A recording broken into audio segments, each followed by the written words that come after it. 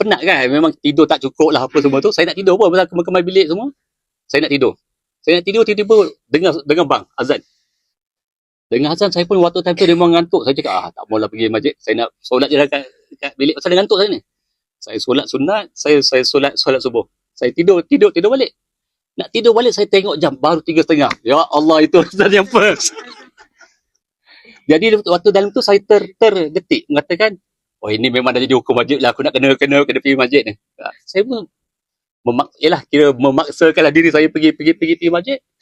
Kebetulan waktu saya pergi masjid tu, entah macam mana hari tu, saya dapat duduk row nombor 3 di belakang di Kaabah lah.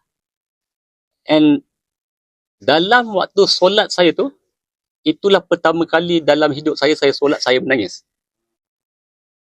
Dan juga saya nak boleh cakap, salah satu doa utama saya di Arafah ialah saya nak menangis untuk solat.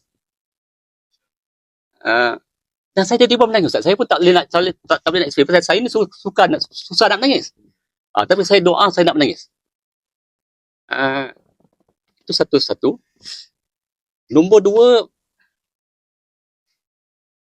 juga pengalaman saya solat padu lah di Kaabah tu.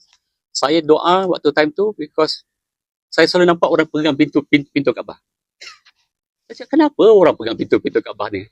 Yalah, saya tahulah tempat tu tempat mustajab, tapi macam saya tengok orang berusaha gila-gila, macam saya cakap tu bagi saya dah jadi lain dah.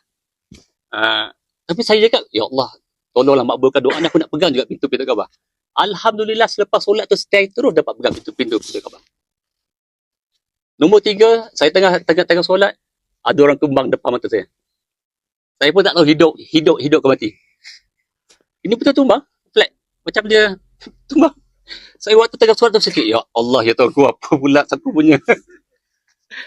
Jadi saya rasa bagi saya kerja haji ni banyak muhasabah diri. Banyak membuka kepada apakah erti tauhid sebenar.